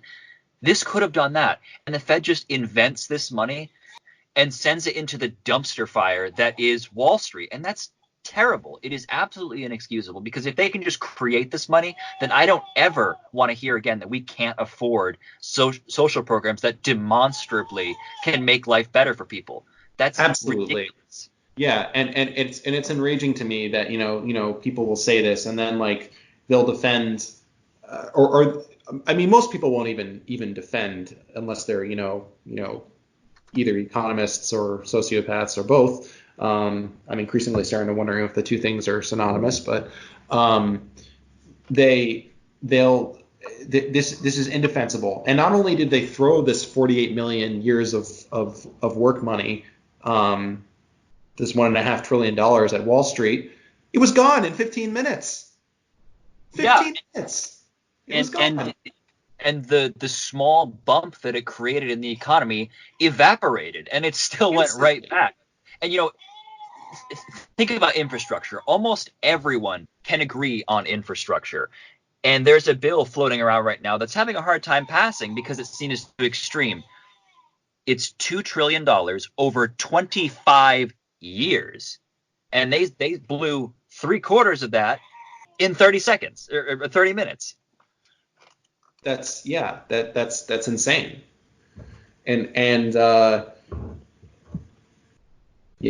think, we could probably do a whole episode on what's happening with this epidemic, because it's really, until yesterday or the day before, I didn't really fully appreciate how serious of a problem this is. And actually what got me was I read this thread on Twitter that actually Robert Evans, the host of Behind the Bastards, retweeted from this doctor in an Italian hospital.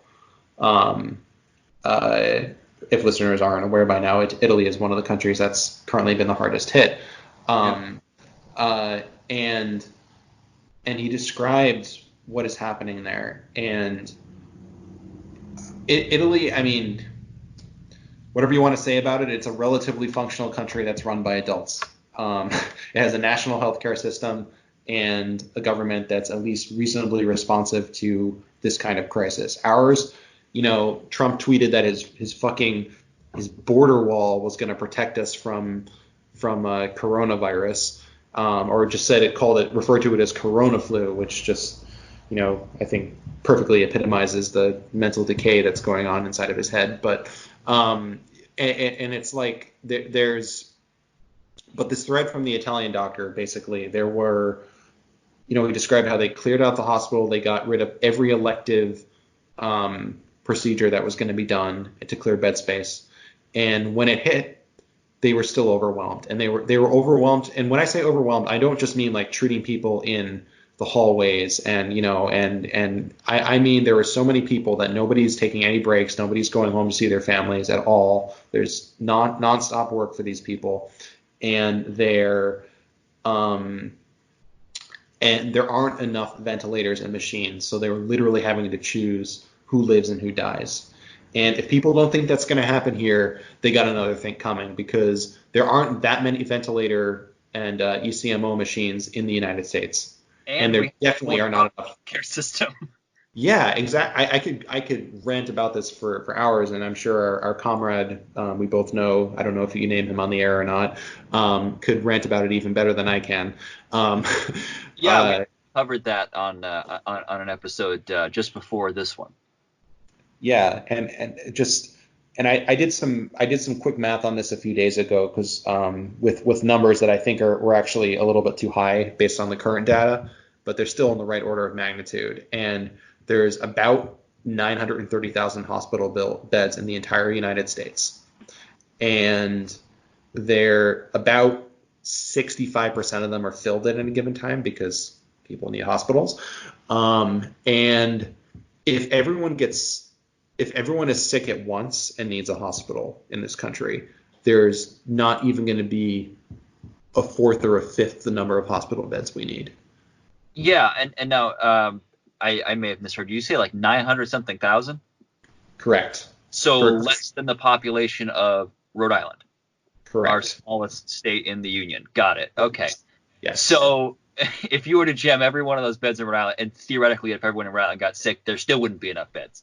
There still will not be enough beds, and that's how many we have in the entire country.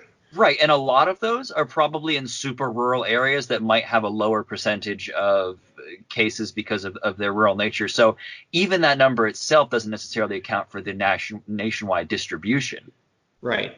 And this almost reminds me of the medical situation that's happening in the Syrian civil war. And that's a really sad sentence, but like doctors over there were dying or had to flee because they were refugees. They fled with their families. And you had hospitals trying to run on skeleton staffs where, just everything was falling apart. In the Italy situation, it's not barrel bombs, but it's the same kind of thing. It's this extreme overloading, and the staff is, the health outcomes will plummet. What happens to a mother who's in labor going into this hospital and they're already overloaded? The mothers typically are in a bed while they're delivering. Like, my wife is pregnant and due in October. So like, that's something we might have to consider, because people think that this coronavirus might still be an issue going into the fall and maybe beyond. So that's not great. It's not great. And our discussion about systems earlier is, obviously always directly relevant to this, because, if we had a system, if we had either a worker state or, a form of organization that actually, was concerned about how do we stop this? How do we help the maximum number of people? I think we would probably be requisitioning large buildings, outfitting them with hospital beds, maybe requisitioning some of these cruise ships that already have beds on them and can be used as isolation because they can go offshore. Staffing them. Done that in the past before, like they've literally made hospital ships out of cruise ships. Yeah, they could do that. Calling up doctors in the military reserves to staff them if necessary, just preparing more space, getting people ready for this, producing, directing production of more tests. There aren't enough freaking tests in this country. That's the other thing. Is like the other reason why I think people aren't alarmed, honestly, is there aren't that many reported cases in the United States, but there's way more actual cases than there are reported cases. And I read a great, the thing that kept me up a lot of the night was this article basically extrapolating on the basis of the data that we now have, the number of reported cases to the approximate number of actual cases in a given area. And these were in countries that were testing pretty rigorously.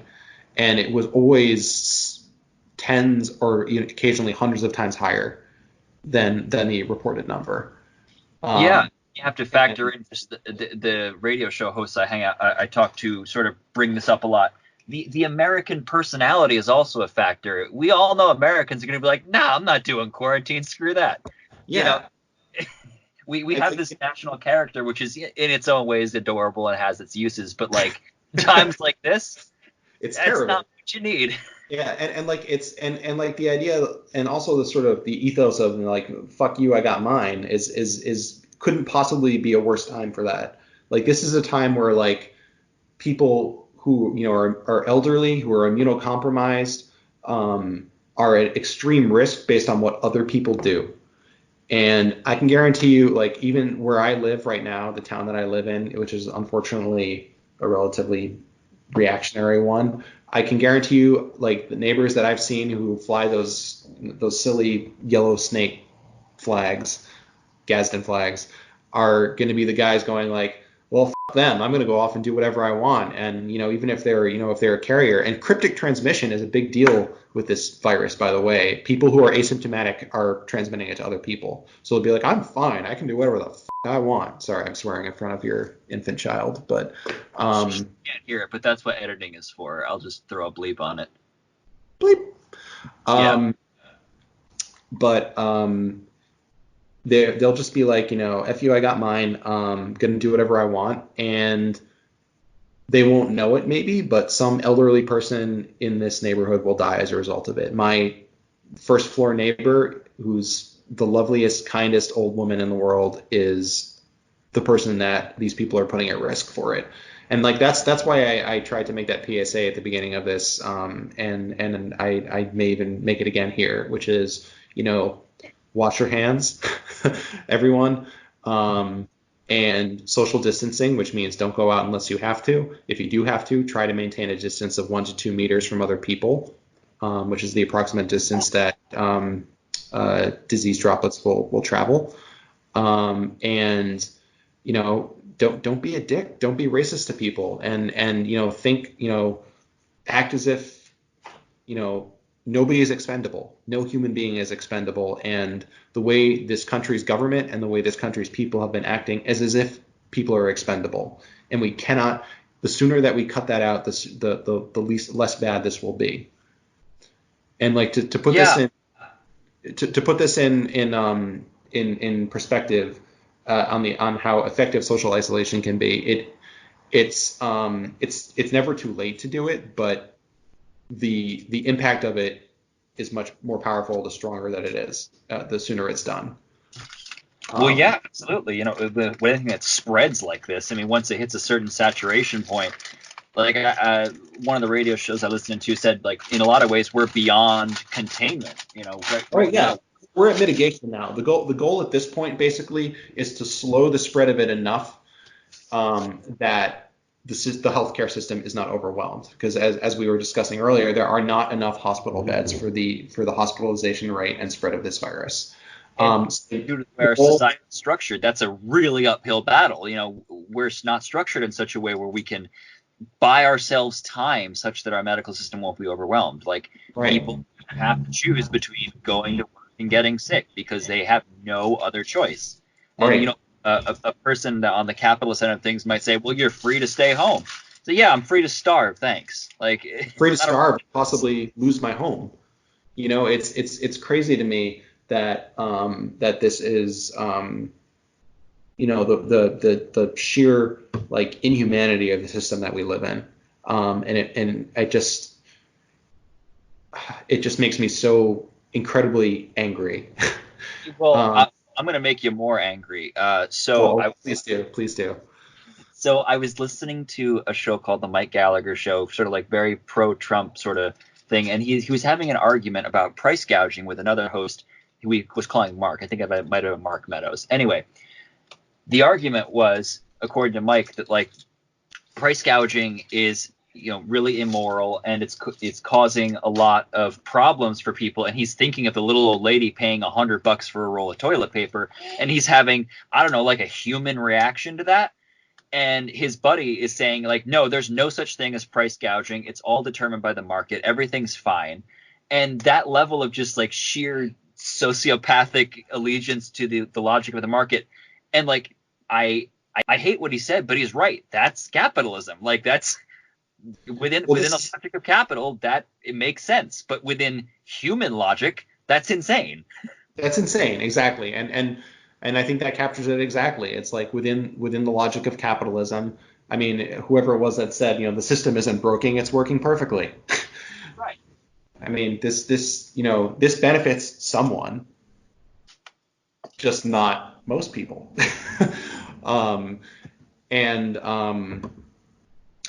Yeah, it's a stain. It's going to be, you know, I don't want to like, I'm trying to post things on social media that don't spread panic, but give people concrete things that they can do. But I also am concerned, and I'm not usually concerned about this, but I'm actually concerned that people are not alarmed enough about this. And that lack of concern and general nonchalance is very disturbing to me. And I'm in sort of a weird position too, because my mother is a physician, and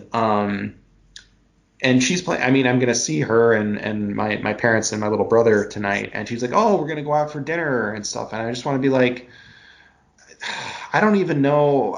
I think we should probably stay in, you know, like in case one of us is a carrier, at least for a few weeks, you know. Yeah. But, you know, there's this sort of they called it a cursed liberal opinion that sort of got to what you were talking about, but solved it in sort of a very unclass conscious way. And said like, all right, can we agree to all just stay inside and order from Amazon and like DoorDash or whatever? And it's like, yeah, but like people deliver those, like screw them, I guess. Like, let me just externalize my risk to some poor person. Right, exactly. Evil. That's fucking, that is the epitome of the cursed liberal opinion. I agree. It was something to behold. I think there's a lot in our system that is just so fundamentally broken that I think it will shake people's faith in how capitalism works. I mean, even this Mike Gallagher guy was saying like, hey, you know, something, I understand what you're talking about with the market, but something breaks when you're talking about charging this little old lady. It's like that's immoral. We can't do that. And the fact that someone who is that far on that end of things is willing to make an anti-market statement and what I would say is a human statement is incredibly powerful. And you know, there were people in his audience saying things like, no, you're totally off base, Mike. You know, the market will solve it, because if they wouldn't sell her the toilet paper at the right price, she can, you know, decide not to shop with them again. And he's like, what if she dies? Like, yeah, right. It's like people have this misconception, like it's part of this whole fiction, you know, like this demented fiction that people have equal bargaining power on the market. It's like, no, you don't have bargaining power over necessities. You have to have them. That's why they're called necessities. Yeah, I mean, you know, he even literally said on air, like, we've known for a long time that like the worker doesn't have the same bargaining power as the employer, and like that's not what I was expecting to hear from this guy. Like, it just blows my mind that like this, when confronted with the absurdity of capitalism, especially with something like price gouging, you have one of two options: admit that you're a straight up psychopath, or start to question the underpinnings of your system. Because if you carry something to its logical absurdity, you can start to expose problems with it. Right. And in some ways that's what a crisis does. And you know, like, I hate to be like the sociopath who's like, well, this is a useful crisis, but it is. I mean, like, it shows the structural, you know, shows who the system is for and who it isn't for. Yeah, you know, there have been more than a few jokes in online leftist spaces saying like, hey, this is really going to make the case for Medicare for all a lot easier to argue. Yeah, and right, it should. I mean, if everyone,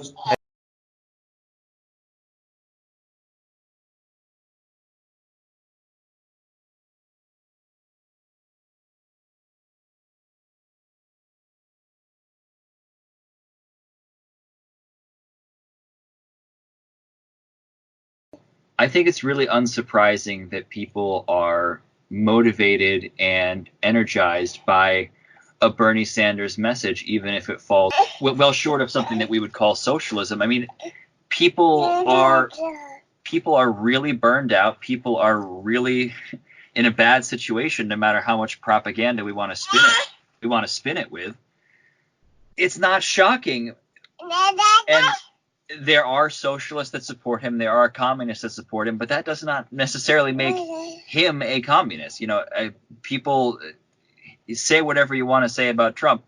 Nazis supported Trump, and old boomers supported Trump. That doesn't mean they're the same people. I think we do ourselves a disservice by flattening the right political landscape, because I'm of the perspective that a lot of them are folks that just don't have the type of information that would undermine a right-wing perspective. I've had a lot of conversations with folks on the right where they say, I've never heard any of this before. Why haven't I heard this? I said, because you live in a capitalist country who has a vested interest in you not understanding your history. right. So I don't think I think it dumbs down the conversation to call all Sanders supporters and Sanders himself a communist, and I think it's just as unhelpful to do it in the inverse direction as well. And I'm somewhat unpopular for making that assertion, because it's very easy to slander everyone on the right as a Nazi, because it's easy and it feels good. But just like socialist and communist, those words have definitions, like. And they mean things. Even the distinction between fascism and Nazism, they're different things. Nazism is the National Socialist German Workers' Party. It's a specific thing. Mm-hmm. Yeah, it's hard to be a political nerd in very imprecise times. It is. I mean, as I said before, I agree with that, but with the caveat that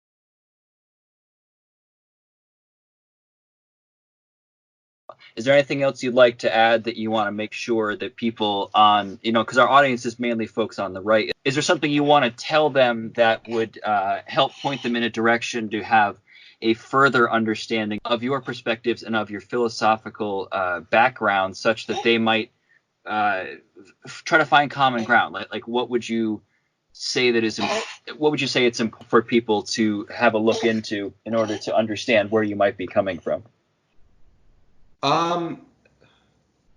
That's probably a question we could do another whole episode on. But as sort of what sources of information and experiences people should seek out in order to broaden their perspective. But there's certainly some books that have influenced me, some podcasts, and some people. and yourself included. Yeah. I guess for people on the right who like to read, there's a book called The Meaning of Marxism by Paul D'Amato, which I think explains in terms that anybody who's not familiar with socialism and Marxism can understand what those things are. That's certainly a good one to pick up. As far as sort of the history that we were discussing that's been kept from people, there's a lot of books I could recommend. Most people probably know Howard Zinn's People's History of the United States. That's certainly a good one and a fun one to read. Subterranean Fire by Sharon Smith is a little bit dry, but it does cover a lot of the things that we sort of alluded to with respect to this history of American labor, and then some. And it's not very long either. It's a relatively short book. As far as just trying to think of things off the top of my head here.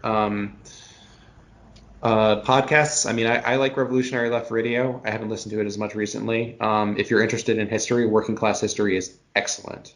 Right. Yeah. Absolutely. I think we both listened to that one.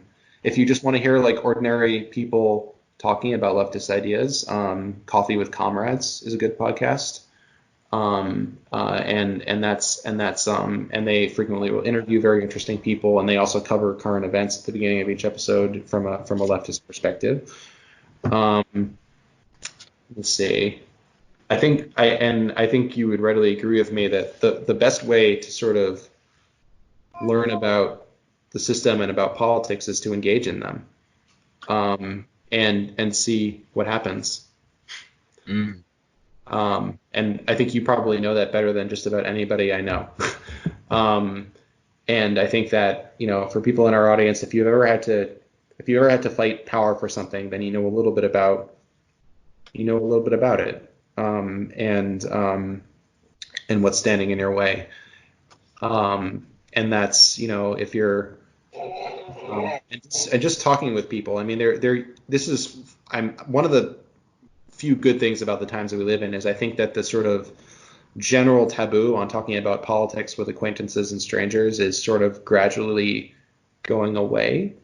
I would venture to say, and I think people should talk about these things because like people like have this aversion to politics, like, oh, I don't understand politics, or I don't want to get involved, or don't make it political. Well, I mean, I hate to break it to everyone, but everything is political on some level because Politics is just the organization of human affairs. It's who has power and who doesn't. It's who gets what and who doesn't. Who's mistreated and who's treated well. Those are big questions that affect every facet of our life here together on this planet. And so to say like this isn't political or don't make it political is just to sort of deny or try to deny that reality. So the third thing in addition to books and podcasts is talk to people. If you have the patience of a Hayward, then talk to people on the far right. I have less patience for them, and frankly, I'm kind of scared of them. But just talking to ordinary people on the street, or coworkers, or or people who you know and you run into now and then about this stuff, and you might learn something from them too. So yeah, I'm sure. It's so important to talk to people about the issues of the day because these are issues that actually affect us. I mean, it's a position, and privilege is one of those words that's almost become a meme, but it's a position of profound privilege to say, nah, I'm not political. Like, what are you talking about? There's a good quote that says neutrality in the face of injustice is siding with the oppressor. It's like if you exist in this overtly political landscape and are able to say, nah, I'm not political. Like, what are you doing? You're basically saying like what's happening right now is fine by me. It doesn't affect me. I'm okay with it continuing the way it is. And the way it is, if anyone's even left, right, or center involved in politics, they're not really happy with the way it is. Right. Just about everyone thinks something needs to be different. Yeah. So I can't even really understand an anti-political position. It just doesn't make sense to me. I have had conversations with people that I am sure you would not have the patience to be a part of, not only because of your family's heritage, but just because I imagine that very few people have that level of willingness to engage with people. I've had discussions with folks that are like, yeah, man, fascism is the best way to freedom. I'm like, no, no. Let's explore that together. But I have these conversations often online in public forums, so I might not necessarily influence that person's opinion, although I have on quite a few occasions. I influence the opinions of the people that are reading it. And I think that's important. That's one of the reasons I call into the radio so often is like, hey, there's the host who I have a pretty friendly relationship with and who agrees with some of what I say. But then there's the entire audience who might be getting exposed to ideas they never would have heard before. And that's why it's so critical. And don't be afraid to disagree with folks, because the average person, your disagreements are probably going to be not super extreme. Like if I'm talking to someone who's flying a swastika flag, our disagreements are going to be pretty insurmountable. But like the average person, there's usually more common ground there. You can have these conversations and try to find common ground and build those discussions in such a way to create a safer space for some of your friends. Like, for example, in Connecticut, we're passing, and I want to do an episode of this at some point, they're passing a non-binary ID option. And so it's a fairly common opinion on the right that issues surrounding trans and non-binary folks are fabricated and non-issue. We've all heard the opinions. And so a lot of people were railing against this non-binary option. And I had to ask them, like, hey, most of you probably consider yourselves libertarians, right? And there's a lot of threats to our liberty happening right now. How does this threaten your liberty? Why is this an issue you actually care about? Frankly, why is this any of your business? And the only argument that I could find that I had some credence to it was, this is going to be more of a bureaucratic, it's going to cost money to institute. But like, yeah, so does a million other things. Like if that's the biggest argument you have, then you probably might want to consider opening up to these possibilities.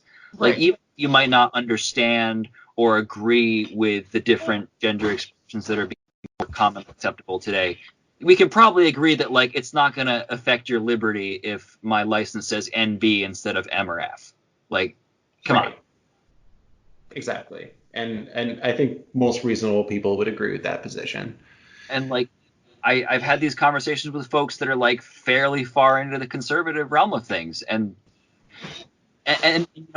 trans folks are killed at massively disproportionate rates to other people, and maybe that person isn't going to be excited about it, but they might be less likely to commit an act of violence against a trans person, and that's something. I hate to say like that's something, because like you'd hope for something more, but like I like my friends not being murdered. I enjoy that. I also like that. In fact, that is one of my favorite things, is when my friends are not murdered.